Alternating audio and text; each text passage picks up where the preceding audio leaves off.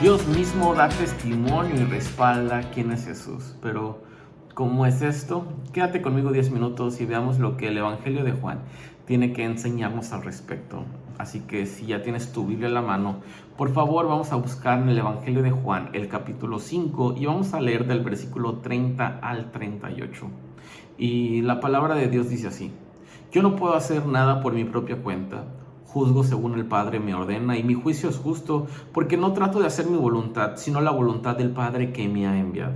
Si yo diera testimonio en favor mío, mi testimonio no valdría como prueba.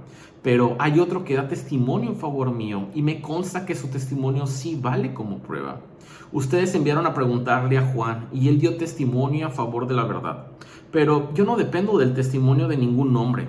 Solo digo esto para que ustedes alcancen la salvación.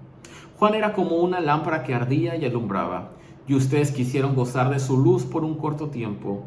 Pero tengo a mi favor un testimonio más valioso que el de Juan. Lo que yo hago, que es lo que el Padre me encargó que hiciera, comprueba que de veras el Padre me ha enviado. Y también el Padre que me ha enviado da testimonio a mi favor, a pesar de que ustedes nunca han oído su voz, ni lo han visto, ni dejan que su palabra permanezca en ustedes, porque no creen en aquel que el Padre envió. ¿Sabes? Es muy curioso cómo es que Jesús termina diciendo a este pasaje, y se lo está diciendo a un pueblo judío, un conocedor de la palabra de Dios, un conocedor de las Escrituras, conocedores del Antiguo Testamento. Termina diciendo, porque ni ustedes dejan que su palabra, la palabra de Dios, permanezca en ustedes, porque no creen en aquel que el Padre envió. ¿Sabes? Para en esos tiempos, en los tiempos de Jesús, estamos hablando de que es antes de que se empiece a escribir el Nuevo Testamento. Entonces el pueblo judío, el pueblo de Israel, solo tenían lo que decía el Antiguo Testamento. Y como ya hemos hablado mucho sobre ese tema, el Antiguo Testamento apunta a Jesús. El Antiguo Testamento, el tema central es la promesa prometida. Jesús, la promesa que es prometida, la promesa. Y entonces, a lo largo de todas las escrituras del Antiguo Testamento, van a haber ciertas señales, van a haber ciertas profecías, van a haber ciertas cosas que van a decir como dónde iba a nacer Jesús, de qué manera iba a nacer Jesús, cómo iba a hacer Él, qué era lo que Él iba a hacer. Entonces, lo que nosotros podemos rescatar en esta parte es que las escrituras apuntaban a quién era Jesús. Entonces, los judíos y los israelitas no creyeron en esa parte. No creyeron en que las escrituras mismas daban testimonios de Él, a pesar de que ellos se consideraban conocedores.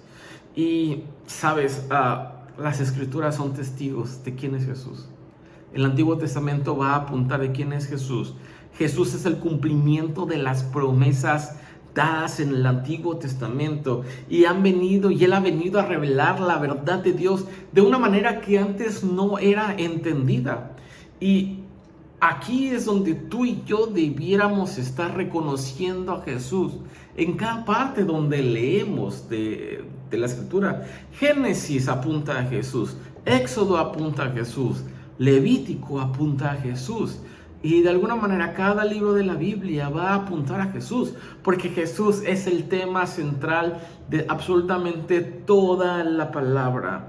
Y aquí es donde yo te invitaría a conocer más del Evangelio, a conocer más de quién es Jesús, para que tú, ahora que vayas a las Escrituras, desde el punto que sea, puedas encontrarte con Él, porque al final del día las Escrituras dan testimonio de quién es Jesús. Pero también nos está diciendo algo muy importante este texto que acabamos de leer. Dice el 30, dice, yo no puedo hacer nada por mi propia cuenta, juzgo según el Padre me ordena, y mi juicio es justo, pues no trato de hacer mi voluntad, sino la voluntad del Padre que me ha enviado. Y luego en el versículo 36 dice, pero tengo a mi favor un testimonio más valioso que el de Juan. Lo que yo hago, que es lo que el Padre me encargó que hiciera, comprueba que de veras el Padre me ha enviado. Sabes, cualquier persona en el antiguo Israel, cualquier judío del primer siglo, ellos sabían y tenían muy en mente que el Antiguo Testamento era la palabra de Dios. Ellos sabían que el Antiguo Testamento había sido inspirado por Dios y escrito a través de coautores que escribieron el Antiguo Testamento, como Moisés, como David. Y ellos tenían un celo desequilibrado, por así decirlo, de Dios. De hecho, la parte por la cual juzgan a Jesús y lo llevan a la muerte de cruz es porque Él se autonombra Hijo de Dios. De hecho, Él es blasfemado, Él es azotado, Él es asediado, Él es criticado, Él es condenado y Él es asesinado por este simple hecho de que Él se declaraba a sí mismo que Él era el Hijo de Dios. Y este es un tema central que va a tocar el Evangelio de Juan, que Jesús es 100% Dios, pero que también Jesús es 100% hombre. Y Jesús es el Hijo de Dios. Pero me encanta cómo este pasaje dice Jesús mismo, yo no digo que soy Hijo de Dios nada más porque yo lo quiero decir, sino que mis acciones dan testimonio de quién soy yo. Sino Jesús mismo dice, yo no estoy haciendo mi propia voluntad, yo solamente estoy haciendo lo que el Padre me envió a hacer.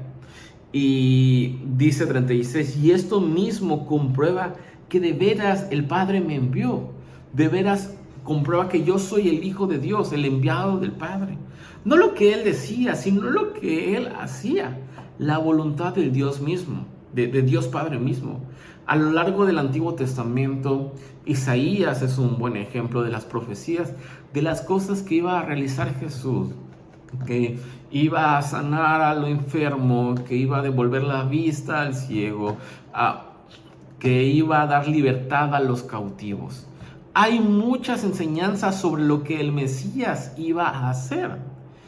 Entonces Jesús solamente estaba cumpliendo, Jesús solamente estaba haciendo lo que el Padre ya le había mandado hacer. Entonces, me encanta cómo termina esto Jesús diciendo que yo doy,